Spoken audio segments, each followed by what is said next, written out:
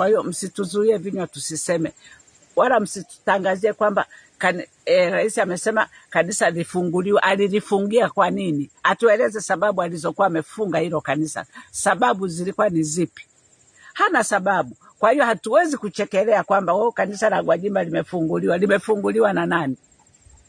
Ni nani aliyelifungua?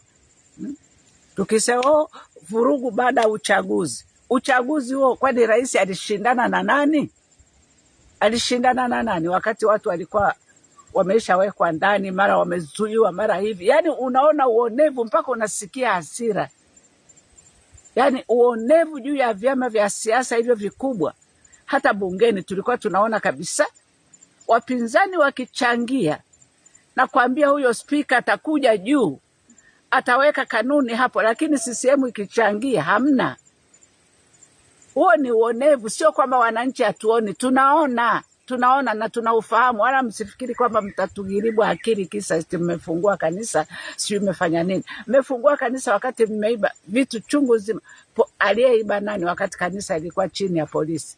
Nani kaiba vile vitu? Pesa zote zimeibwa.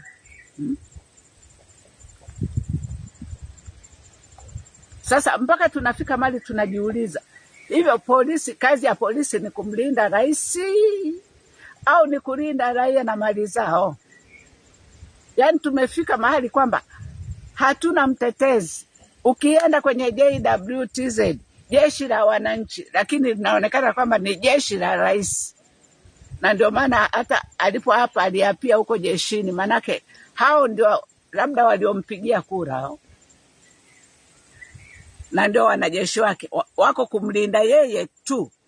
Wananchi dakika zote wananchi ni wakosaji. Kila dakika wananchi ndio wakosaji. Rais akosei. Anakosea sana tu.